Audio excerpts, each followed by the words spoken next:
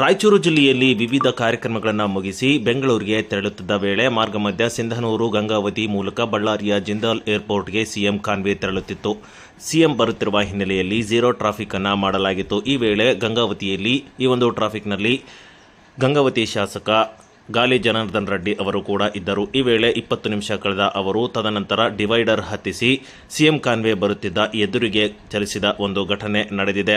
ಒಂದು ಕಡೆ CM car ಎದುರಿಗೆ ಬರುತ್ತಿದ್ದು, ಇನ್ನೊಂದು ಕಡೆಯಿಂದ ಸಿಎಂ ಅಪೋಸಿಟ್ನಲ್ಲಿ ಗಾಲಿ ಜನಾರ್ದನ್ ರೆಡ್ಡಿ ಅವರ ಕಾರು ಚಲಿಸಿದ ಒಂದು ಘಟನೆ ರಾತ್ರಿ ಜರುಗಿದೆ.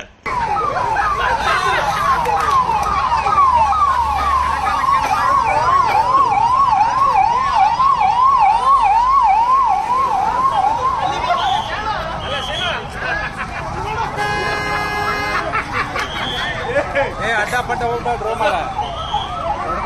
ಆಮೇಲೆ